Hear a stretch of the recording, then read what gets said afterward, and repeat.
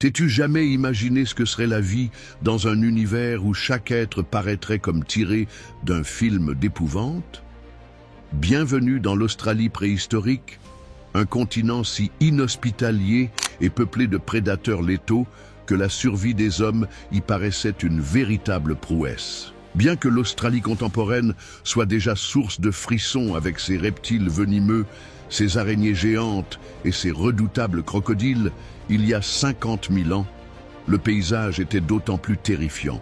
À cette période, la nature ne faisait preuve d'aucune clémence. Alors que les grands reptiles régnaient sur la terre, les mammifères et les oiseaux se développaient en taille gigantesque pour survivre face aux prédateurs. Cependant, ce n'était pas uniquement la faune qui compliquait l'existence. Les conditions météorologiques extrêmes convertissaient ce lieu de bien-être en un enfer véritable. Cependant, les premiers êtres humains ont réussi à arriver, à s'acclimater et finalement à prospérer. Mais comment ont-ils procédé? Pensez à marcher le long d'une plage et tomber nez à nez avec un crocodile, qui non seulement réside sur la terre, mais peut également vous pourchasser à des vitesses inquiétantes. C'était ainsi la Queen Canna, un crocodile terrestre qui dominait le continent avec ses dents dentelées, aptes à déchirer de la chair en quelques secondes. Ce prédateur n'était pas contraint de plonger dans l'eau pour capturer sa proie. Grâce à ses longues jambes, il pouvait se mouvoir avec aisance sur la terre, alors que ses mâchoires robustes lui permettaient de s'attaquer à des proies plus imposantes que lui. Cependant, la Queen Canna n'était pas en solitaire. Un autre monstre, reptilien de cette ère, était la Megalania, un lézard gigantesque qui aurait pu faire concurrence au dragon des contes légendaires.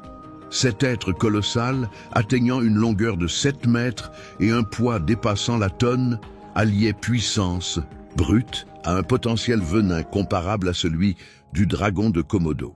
Même si tu réussissais à éviter sa première attaque, le poison empêcherait la cicatrisation de tes blessures, t'amenant vers une mort progressive et pénible.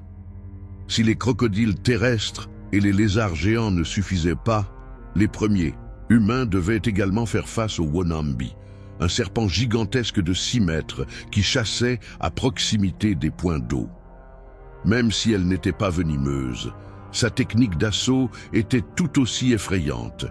Elle entourait ses victimes de son imposant corps jusqu'à les étouffer. Cependant, l'horreur réelle survenait par la suite. À cause de sa mâchoire inflexible, elle était incapable d'ingérer ses proies dans leur intégralité. Alors, elle les broyait en parcelles à l'aide de ses dents pointues.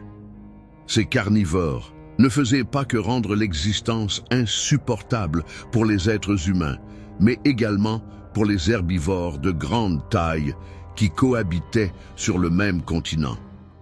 Dans ce contexte, la survie n'était pas uniquement basée sur la force, mais également sur l'ingéniosité et une bonne dose de chance. Pourrais-tu envisager un lion qui n'est pas véritablement un lion, mais plutôt un marsupial? Le Thylacoleo, également connu sous le nom de lion marsupial, était l'un des prédateurs les plus captivants et mortels de l'Australie, l'époque préhistorique.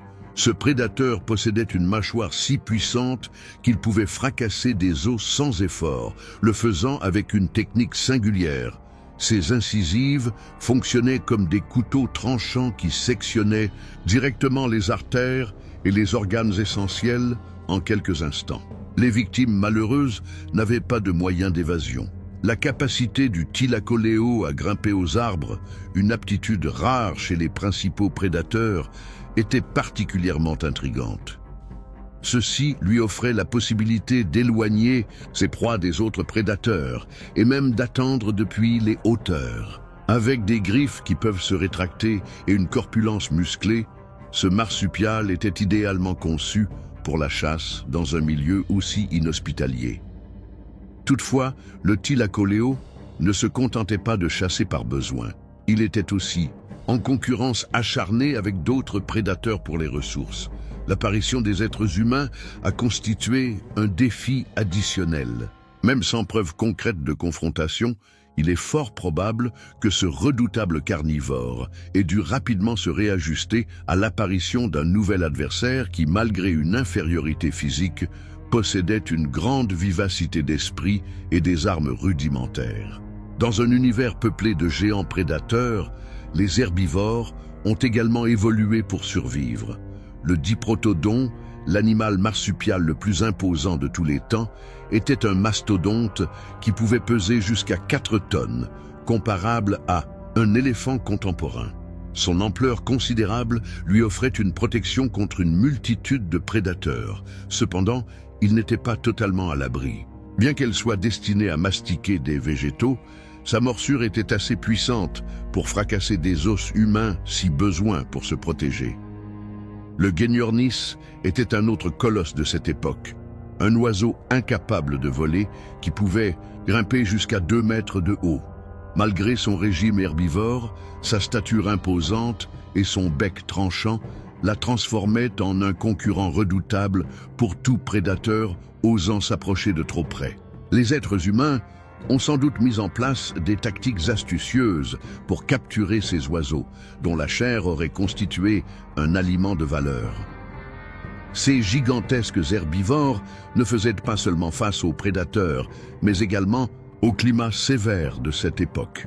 Grâce à leur importante masse corporelle, ils étaient capables d'emmagasiner de l'énergie et de subsister durant les phases de sécheresse, un élément crucial sur un continent où les ressources pouvaient s'évaporer instantanément. Comment les premiers êtres humains ont-ils pu subsister dans un environnement aussi inhospitalier? Quand ils sont arrivés en Australie il y a approximativement 50 000 ans, ils ont dû faire face à un défi sans précédent. À l'opposé d'autres continents, où les animaux étaient déjà acclimatés à vivre avec des hominidés, en Australie, la faune n'avait pas de familiarité antérieure avec ces nouveaux prédateurs. Cela a conféré aux humains un bénéfice précoce, mais les a aussi exposés à des circonstances hautement périlleuses. Les premiers hommes étaient des chasseurs et des gatherers qui employaient des instruments primitifs, le feu et des tactiques collectives pour vaincre leurs ennemis. Toutefois, la confrontation avec des êtres tels que la mégalania ou le diprotodon exigeait plus que de simples armes primaires. Une certaine ingéniosité était requise. Les données indiquent que les humains employaient des stratégies de chasse concertée, telles que diriger les animaux vers des embuscades ou les encercler près de points d'eau où ils étaient plus exposés. Cependant, la survie ne se résumait pas uniquement à la chasse. Les premiers colons faisaient face sans cesse aux défis posés par les conditions climatiques rigoureuses en Australie. La vie quotidienne était une bataille incessante en raison des sécheresses sévères, des feux de forêt et de la pénurie d'eau potable. Toutefois, les humains n'ont pas seulement survécu, ils ont également prospéré. Ils ont appris à décrypter le paysage, à optimiser l'utilisation des ressources et à concevoir des instruments qui leur permettent de maîtriser même les prédateurs les plus menaçants.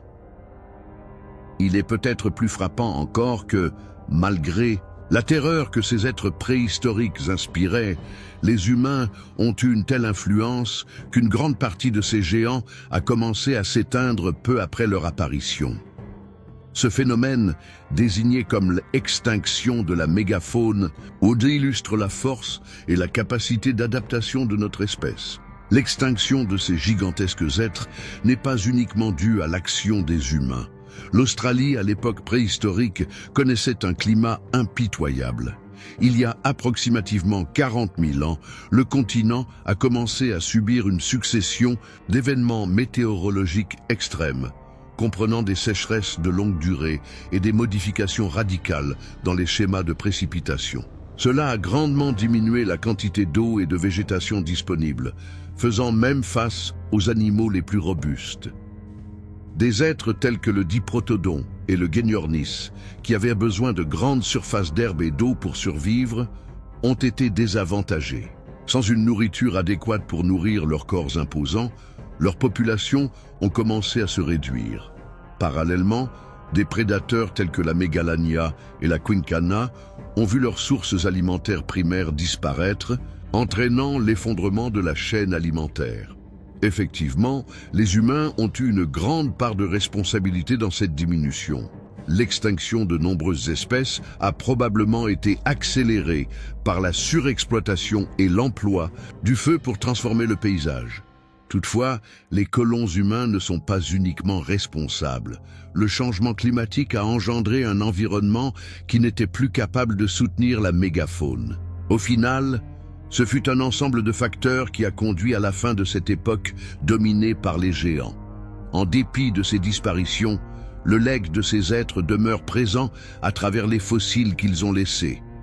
Chaque ossement et chaque trace nous dévoilent un récit de résilience et d'ajustement face à des conditions quasi inenvisageables. En dépit des avancées scientifiques, de nombreux mystères persistent à propos de la faune préhistorique australienne. Par exemple, des fossiles découverts dans des zones reculées ont indiqué la présence d'espèces qui restent à identifier. Est-il possible qu'il ait existé des prédateurs encore plus imposants que la mégalanie ou des serpents dépassant en longueur le Wonambi? Les paléontologues persistent à discuter de ces scénarios, en quête d'indices dans des débris osseux et des sédiments antiques. Une autre grande énigme est la manière dont les premiers hommes ont interagi avec ces êtres. Bien que nous soyons conscients qu'ils traquaient certaines espèces, ont-ils réussi à apprivoiser ou exploiter des éléments de ces créatures gigantesques à d'autres usages, tels que la confection de vêtements, la fabrication d'outils ou encore l'accomplissement de rituels?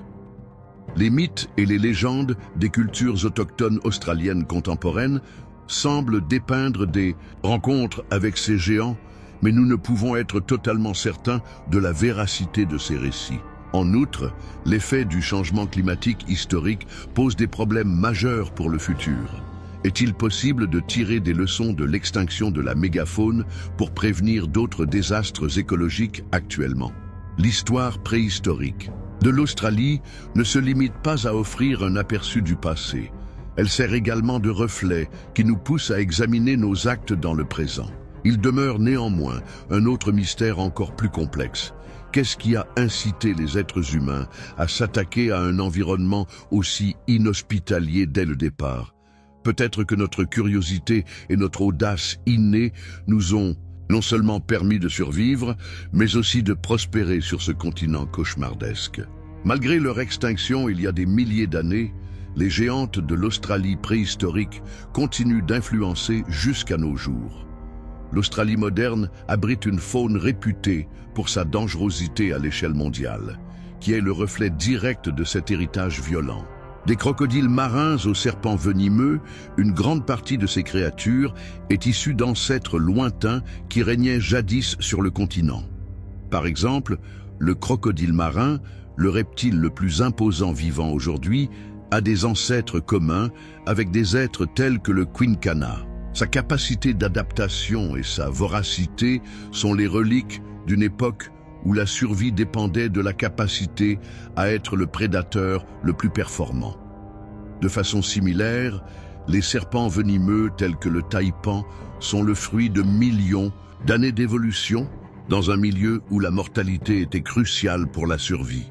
Par ailleurs, les traditions et récits des cultures indigènes australiennes ont gardé des traces de ce passé lointain. Les légendes de serpents titanesques et de créatures gigantesques pourraient être le fruit d'un héritage transmis d'une génération à l'autre, basé sur des rencontres avec la mégafaune. Ces récits ne nous relient pas uniquement à l'histoire.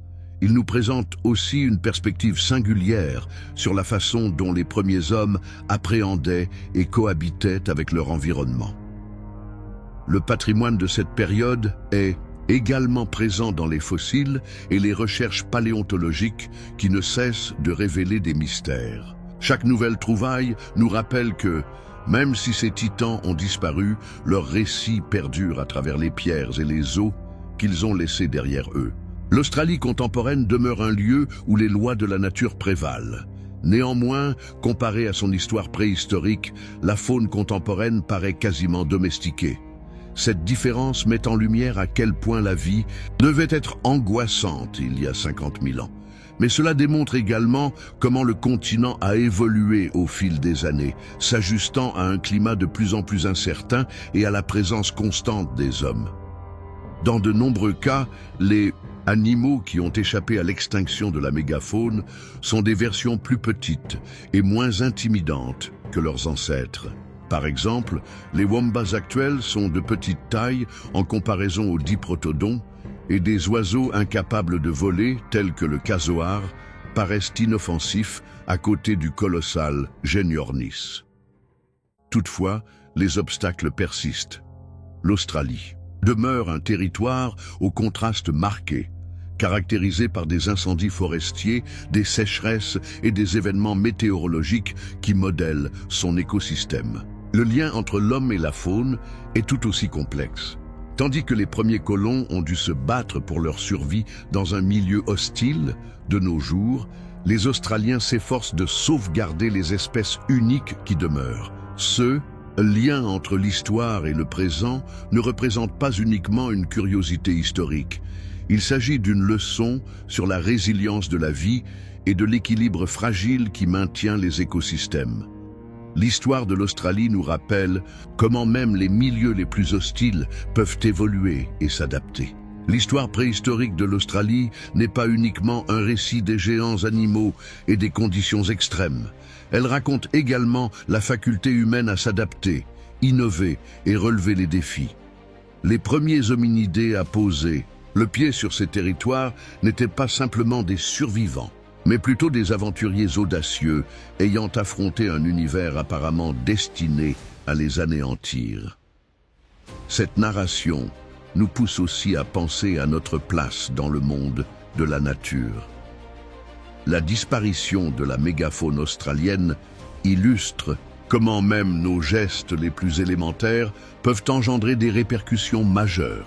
Ceci nous rappelle que le lien entre l'homme et la nature a toujours été complexe, riche en défis et en enseignements.